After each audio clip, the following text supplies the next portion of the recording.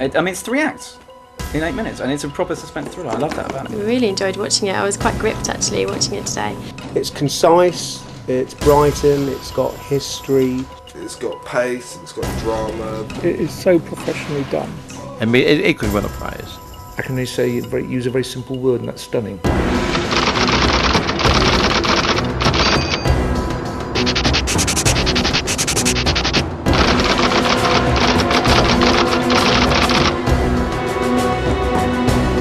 I personally believe that filmmaking is an art form, and like any art form, it's not only the end product that can bring, you know, a sense of achievement or satisfaction, but it's the process, it's the journey. And that process and journey began at Brighton Film School, where we were 1-year diploma students. I said, look, the deal is this. We will give you all the technical expertise you need to know. We will also give you lots of industry contacts, like, for example, you've been to the lunches and you've met lots of people. So that's what we will provide. The deal is, however, that you've got to bring the talent, you've got to bring the drive, you've got to bring the personality, the right attitude, all this kind of thing, because it's people skills which only students can bring. The success at the end of the day is in their own hands. So it's a bit like saying, okay, you know, well, all we can do is put new Duracell batteries in you, wind you up and point in the right direction. The rest is up to you. The film's about an A.R.P. warden in the 1940s in Brighton during World War II. And it's about a bomb raid from German planes and a little boy who's sort of playing outside while everyone's running to the shelter. From a narrative level, it's about an Air Raid Precaution warden saving a small boy from an unexploded bomb in World War II air raid.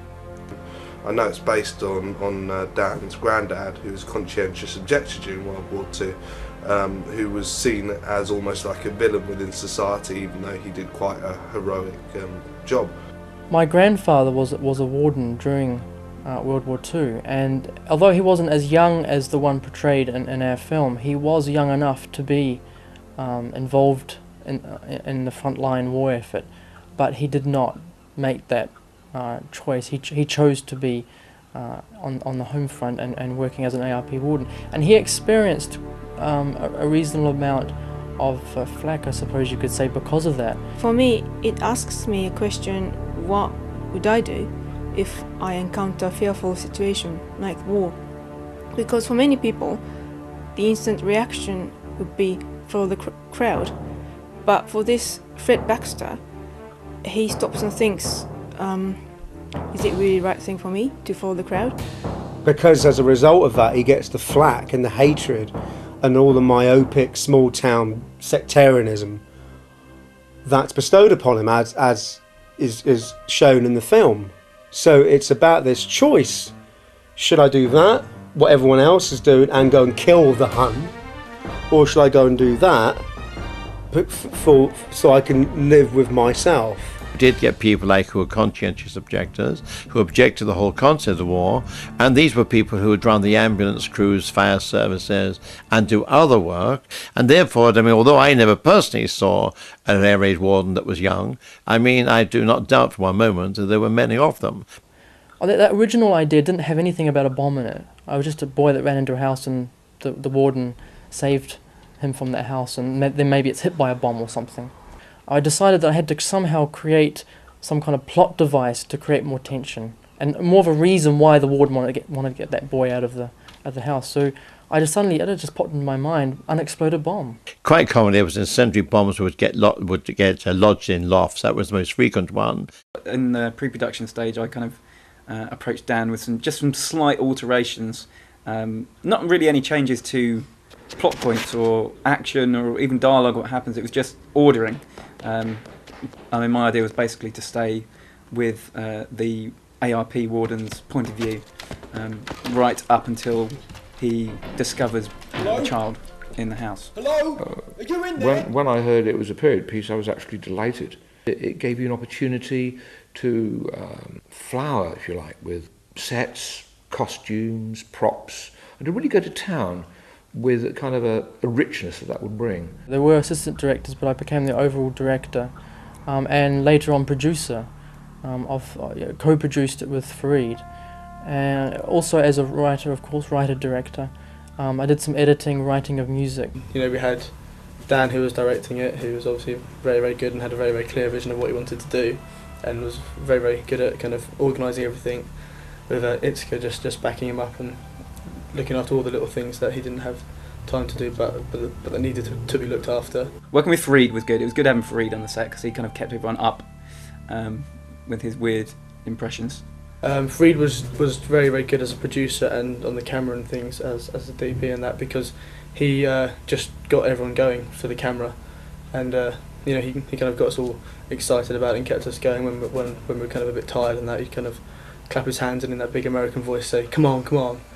He was also good at organising things, and that's why we co-produced it in the end, because he was very good with team leading. My role in the film was camera operator, and also in the interior shoot I ran around and did fuses and turned lights on and off.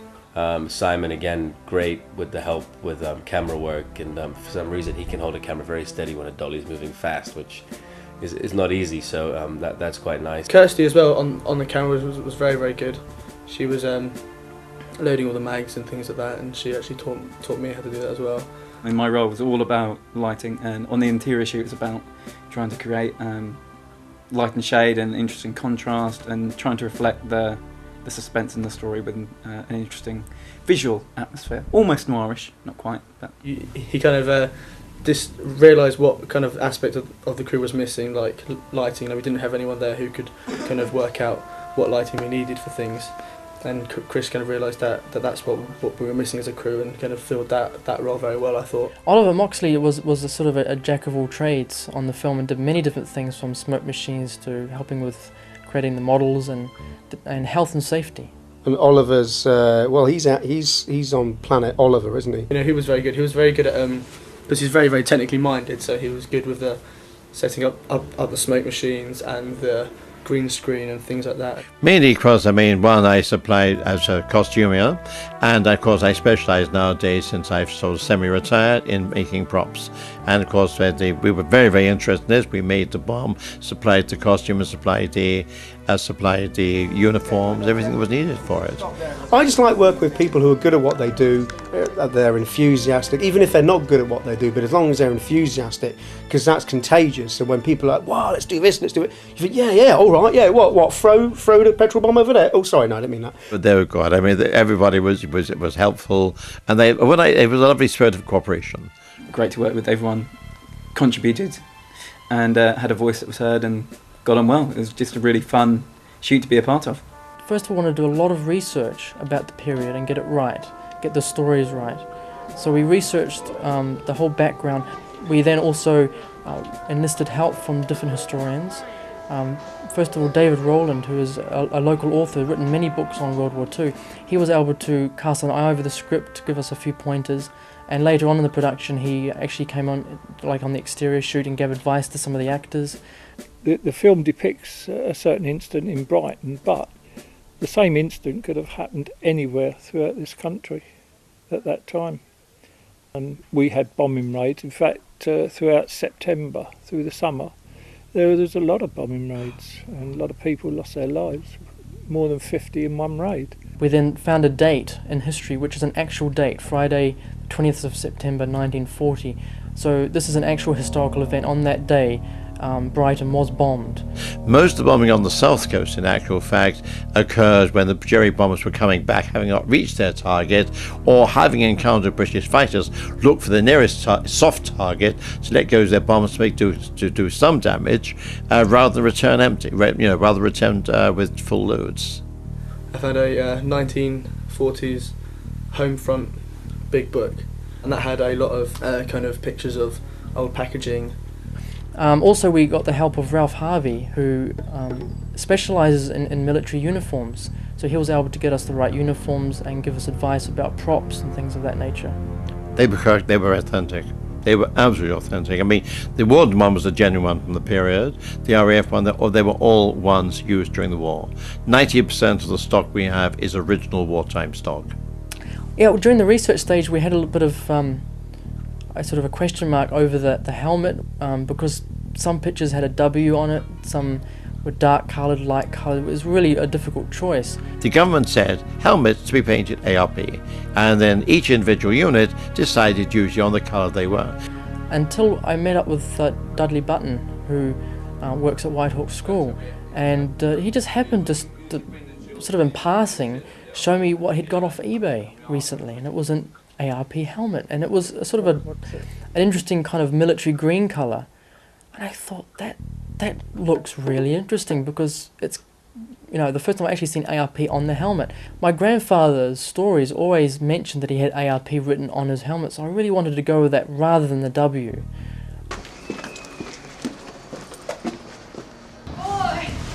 Everyone had meetings and everyone kind of had like a little input, and then Dan, Farid and Mafida a little bit, and Francesca would go off and pretty much do all the pre-production stuff. Storyboards are really important in filmmaking because they can help you to impart the vision to the cast and crew. What we actually did, this is the first time I've ever done this, we actually put it into what we call pre-visualization, which is actually was a 5-minute film, animated film using the storyboards and sound effect. I think it really helped everybody get on the same wavelength.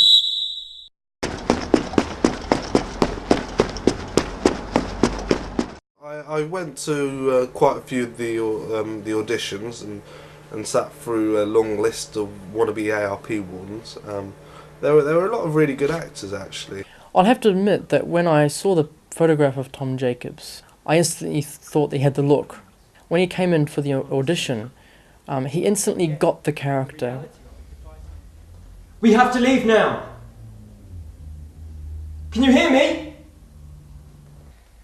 Yes. Explosion. Boom. Bomb. Kaboom.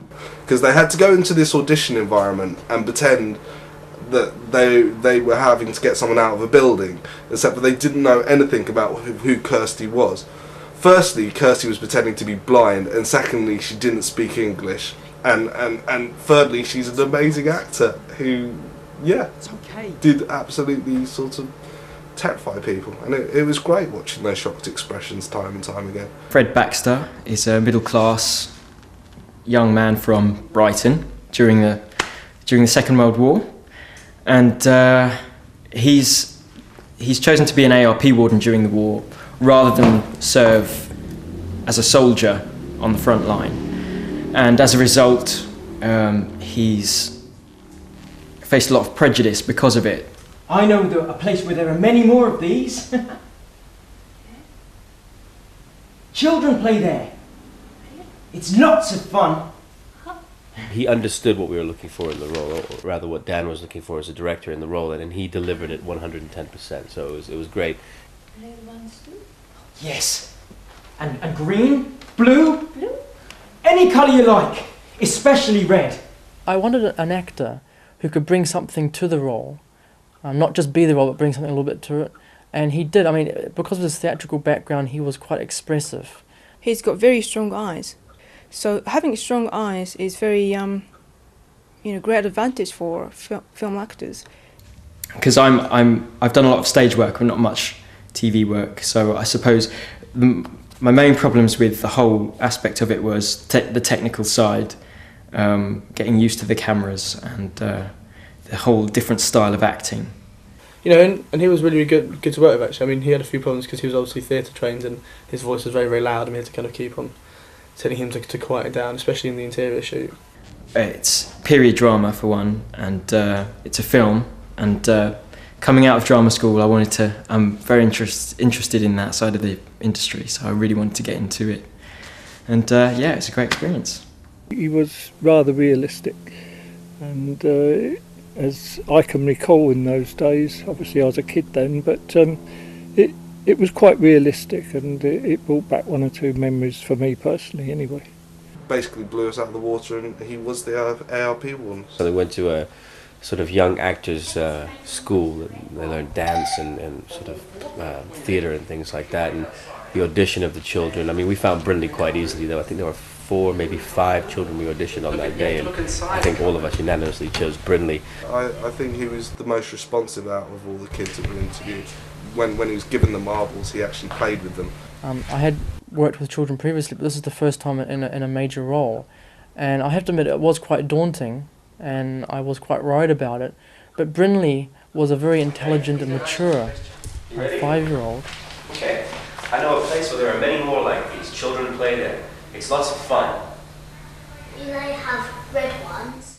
Okay, it's about me next to a bomb, and Tom is I'm Tom, and I'm next to a bomb, and somebody comes and saved me. And Brinley was great because, you know, coming into that environment. I mean, he's how old, 5?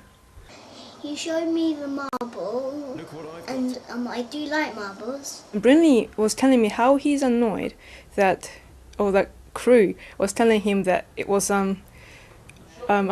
it was real bomb, because he knows that it's not real, and he's intelligent enough to understand that. It was a real bomb, wasn't it? Yeah. Not really. I mean, he's a really talented kid, and again, this is one of the first films he's done. So that's why I started him going to drama school, because he's always doing singing and songs and jokes for all the family, aren't you? Making us all laugh.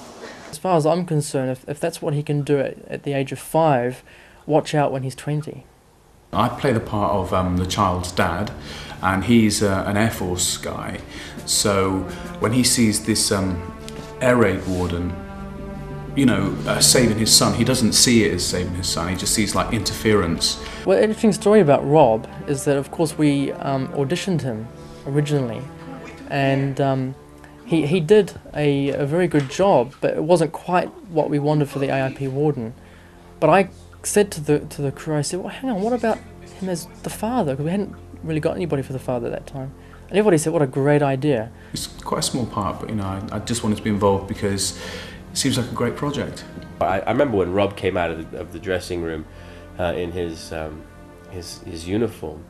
I was absolutely in shock. I mean, it looked like I felt like I'd gone back, First saw him, I thought he was actually real, because I just caught him out the corner of my eye, and I was aware that there was somebody from the RAF there. I thought it was another historical assistant you'd brought on, and I was going to get my nose put out of joint, but no, he was very, very good. I played the mother of the little boy who was rescued by the warden, which is only a small role, but I really enjoyed doing it. It's excellent. She played the part well. She looked the part. They look so perfect together, like Rob in uniform and Joe in 40s costume, and they look really lovely, and then Brinley comes in like a family photo. I really enjoyed the acting actually, and it's made me feel a little bit sad that I don't work in that kind of field normally, but I'd definitely like to do some more in the future, so we'll see how that goes. A sort of middle-aged, middle-class, Middle England sort of gentleman who's clearly fallen from some sort of grace, which is kind of implied, hence the accent. He's got such an intuitive method of acting. He really wants to get into the role and get into the backstory of the character. That's his way of dealing with A, his fall from grace for whatever reason, and B, this, vile set of circumstances which I guess, most of the world found themselves in at that particular time. It was a small role if you look at the script, but then the way David carried it's probably one of the most crucial roles of the beginning of the film as well. So and it's David again, always cracking jokes, always having fun, and he plays a great drunk. And we practiced all the camera moves, because that was primarily what I was interested in and what I did, which was essential because when we actually came to do the exterior shoot, we probably wouldn't have been able to do it half as quickly or half as well. You there! That's it. Hey, Crunchy, what the bleeding hell are you doing with my boy? Do to me. Okay, that's it. Clear off. The exterior shoot was an incredible day. It was a very tiring, exhausting day, but we achieved so much as a team. You can't believe how long each tiny little bit takes, because I didn't realise, I'd never thought about it before, every take that's taken has to be taken from loads of different angles. And action. Derek, get up! Got to go! Get up! Our MOS camera, the Camflex, however, is a little bit of a noisy blighter, but can be handheld, so you could do all your exterior inserts with that, and then mix it near So you constantly want to be over the shoulder. Okay. And looking at Tom. and the equipment was so good that everyone was just enjoying working on there, and you know, having the opportunity to work on 35mm shot with this dolly and this camera in a well-dressed location. Yeah, it was a really interesting shoot to do. One of the most exciting things I remember was the shot of the aerial shot of the alleyway, sitting up on the ledge of the wall. And I'm deathly afraid of heights, but no one else would do it. So I was sitting on the wall, and I think one of the crew members was holding my legs to make sure I made them hold my legs the entire time to make sure I didn't fall. And we got some beautiful, beautiful shots from that as well. It was very hot. How you find it, Tom? Today? Yeah. It's wicked, yeah, it's good. I'm having fun. You look pretty hot in that uniform. I'm not actually. Really? In what way did you mean that? Yeah. Well, yeah, I suddenly wondered after the question. It was very well done, very organised, and very in keeping with the time period. It felt very real when we were doing it. I think the setting where we filmed it in an alley, which hadn't really changed, I don't think, very much since the 1940s, which I think is why they chose to do it there. And it did feel very real when we were doing it. It was easy to get into character.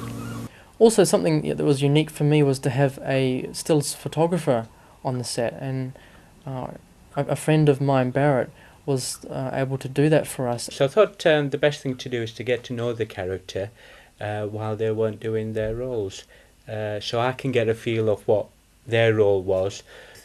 But he had a lovely face and some lovely eyes he had. I could tell right from the beginning that he would make a good portrait, really. One of the best photographs I like of Brindley is the one where he's playing the marbles in the alleyway. He got photographs that really do represent the actors and extras that were there on the day. Yeah, it was cool to work with extras and see their take on the film itself. When I see some beautiful faces like there have been, some of the girls and the children there, and even the characters such as Rob and the family aspects of Rob and Joe. It was kind of a bit unnerving when we were down the little alleyway, and because there was only like 4 of us there, but then whenever I had to go around the corner, I'd kind of go around the corner and there would be a dozen people in full 1940s makeup and clothing just waiting, and kind of freaked me out a few times. Ollie here, just to keep up morale, I'm going to play practical joke on 3.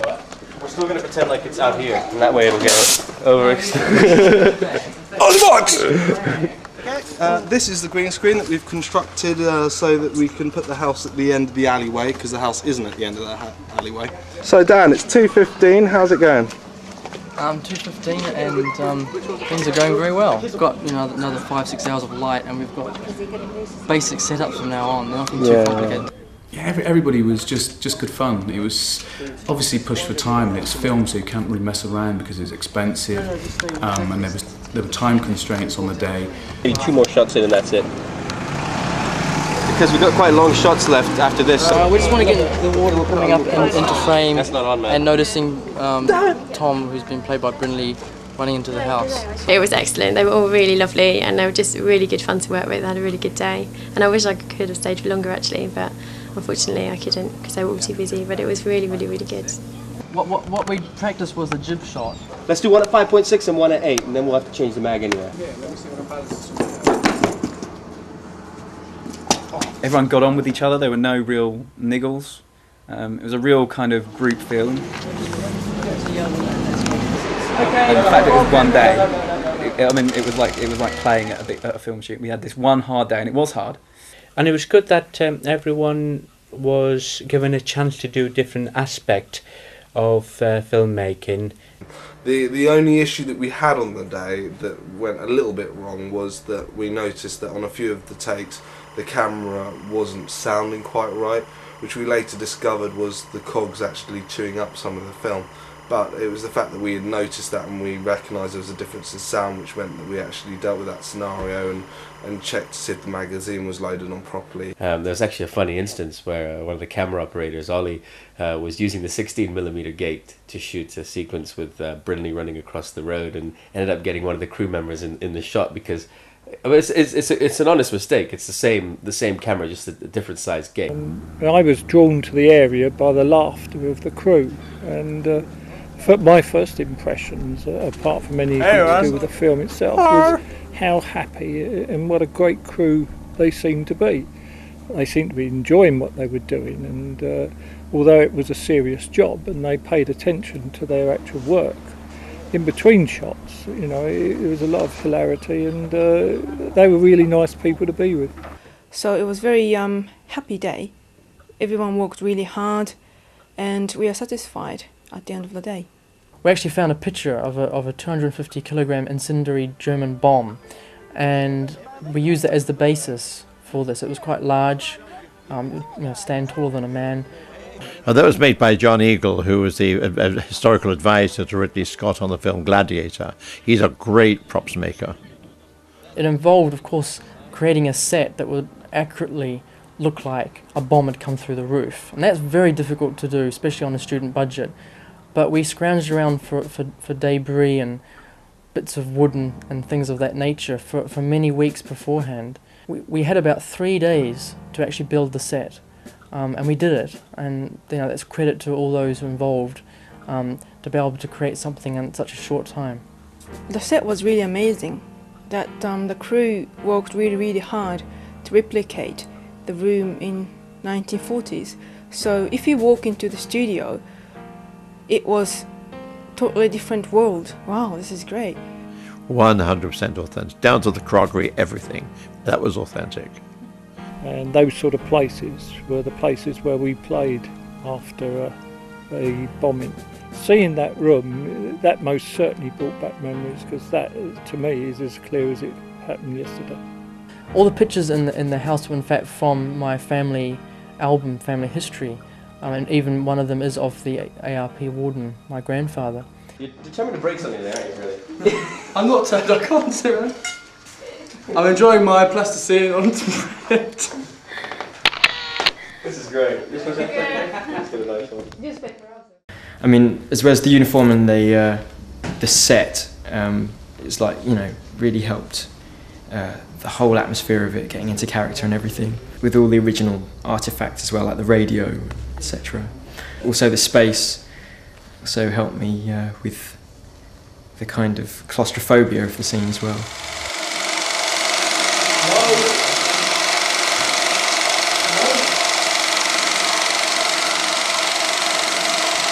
And the smoke and everything, very atmospheric.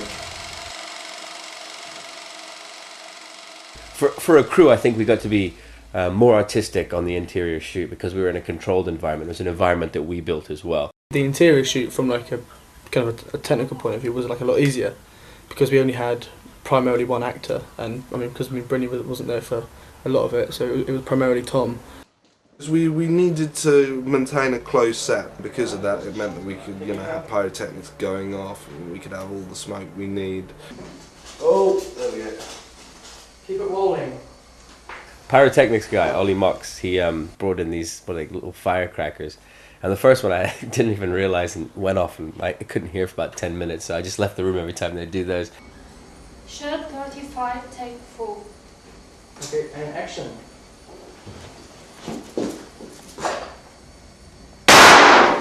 And cut.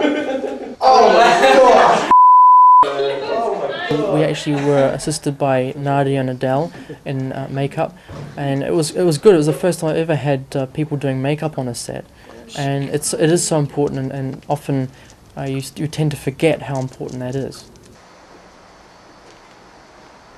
Yeah, we need to focus on that. Definitely. You're scared. You're scared. I'm scared of the camera. Yes. That's good. It's just a smile. So remember, you've got to look straight down this lens. Don't look at me. Swear. Yes, I can make that. Damage on this. One more time, flash.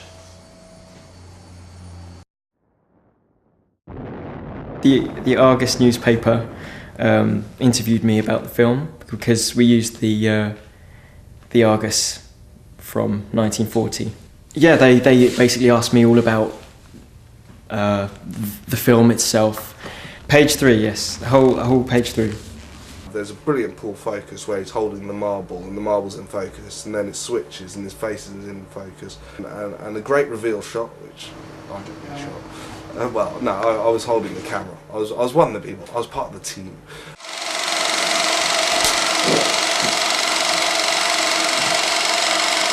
We have to get out right now.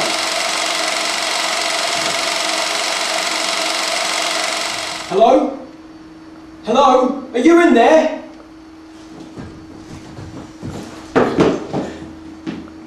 For what? Shot 21, take 1. Okay, action.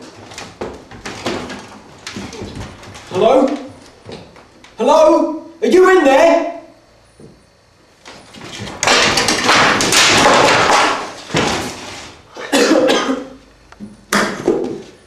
When the light bulb explodes, that was me. What was it he said to Simon?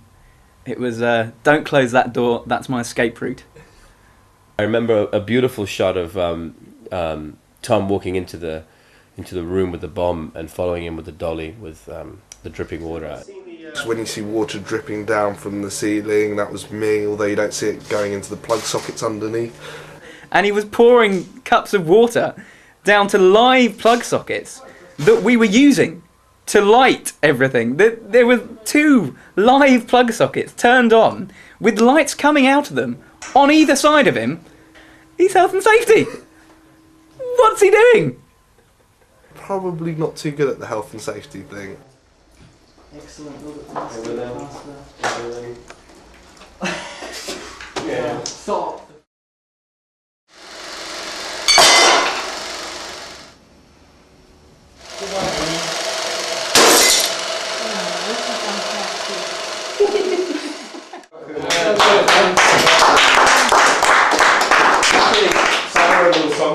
Well done, brother. Yes, Yeah. appreciation, Tom. Thanks very much. Well, I think we did it in about 2, possibly 3 days, and got a reasonable cut. Of course, all the effects were missing, and so the next month was really going through and doing all the effects shots.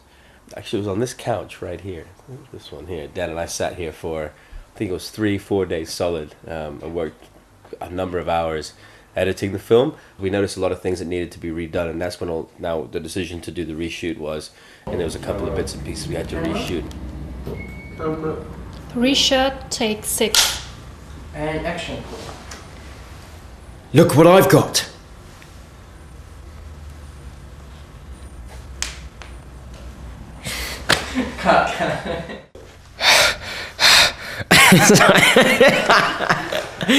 We speak of it in ignorance, with condescension. Oh, sweetheart, I've been looking for you everywhere. What the bleed now do you think you're doing with my... You better not use this. Bloopers. Because the effects of the bomb were like blowed up. I found it really, really fascinating to see how the professionals would blow up a model. A bitumen covered model with loads of holes cut out for the windows. The door's detachable, and thankfully the pyrotechnics is going to blow the door out. I kind of went with Dan to go and get the motor for the camera to take it up to 50 frames a second. Whoa! That was beautiful. I felt that. Well, I didn't mind. I was only concerned for the smoke alarms. I ran outside and went like that.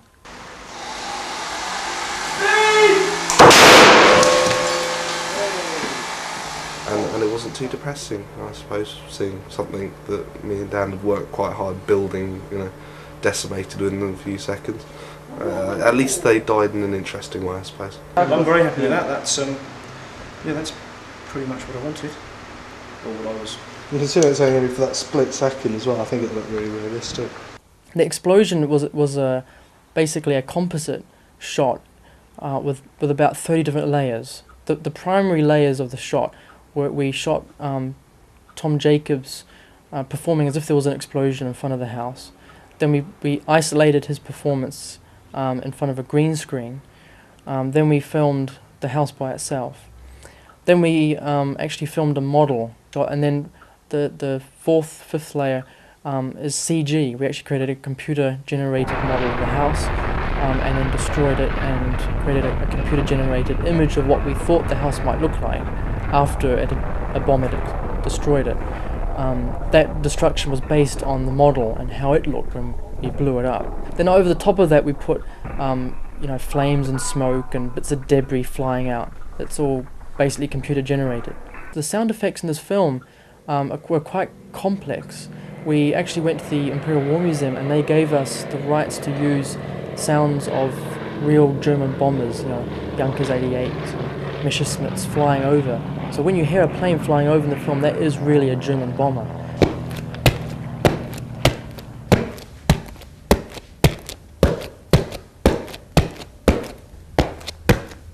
The feet are mine, dear. The feet are mine.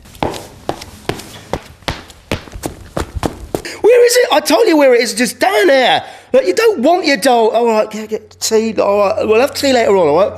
I'm hurrying. You're not hurrying enough. I'm hurrying enough. We haven't got time. Let's just go. We'll have a cup of tea after this. Bloody hell. All right. Yeah, I hope I'm going to get royalties from the feet. Kind of brooding strings. You have a little bit of action music. And then you have what I call the marble theme, sort of a very light and kind of sentimental song for when the A.R.P. warden makes a connection with young Tom. Well, I remember Dan was saying to me that if I can write a period song of 1940s, I'd love to use that because in that way there's no cost for getting that right of the song and whatever. So Dan was really working hard to write this song. I listened to lots of 1940s songs, Billie Holiday especially, and came up with a song called Silver Screen. The song is about someone who has great ambition, who wants to be a star on the silver screen, and doesn't realise that involves a lot of hard work. I immediately knew who I wanted to sing the song. That was Debbie Ram, because she's got the voice which I think is an accurate reproduction of a 1940s voice. So cute and coy. Before the song was made, we are sure that Debbie's voice is really perfect for that period of time. Picture deal at half the chance. He said he was looking for someone with a tinny, raspy voice that sounded like something coming over the radio in the 1940s. No, didn't say that. He said he asked me, and I was highly honoured to be part of the production. Debbie's singing was really uplifting and happy kind of voice, so I was in a happy mood when I was playing the guitar solo, and I really enjoyed recording of that guitar solo. And it worked perfectly. I think she underestimates how good it sounds. It was fun. It was a lot of fun. I enjoyed it. But I feel that if I had the opportunity to do it again, I'd do a better job. To see myself on that old silver screen. It's great. It's really, really good. I think it's a fantastic little movie. A lot of really good images in it, and yeah, I really like it. Great. It looks very authentic. I think the colours as well. It was very good and I liked it a lot. And I think it's going to be something to be proud of.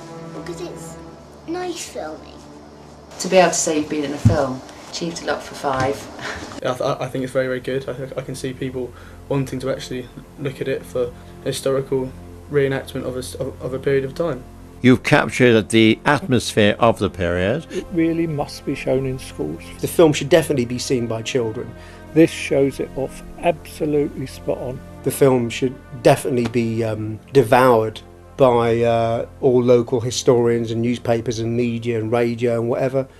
And it's a wonderful, wonderful film. I think it's very, very important that a lot of the past is remembered. And personally, I'd like the people in my country, Japanese people, to watch this film as well, because it's about what ordinary people in Britain were doing during World War II. You know, when you look at it now, I'm proud of it. I'm proud that we put in the effort. I'm proud that we, did the reshoots, got up early, finished late, all those things. It makes you feel really good at the end. I mean, you feel good when you're doing it, but you feel better when you see it all put together. So I was pleased to see a crew working as they should do in a professional manner. I'm sure that everybody who's been involved in production shares my own feelings on this, that we've created something that we can be proud of, that is very special, and that hopefully many, many people can enjoy.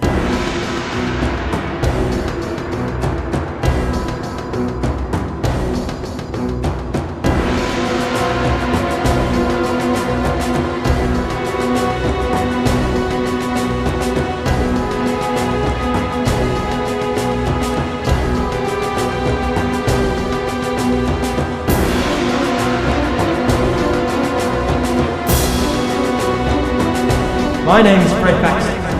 I'm an Air Raid Precautions warden.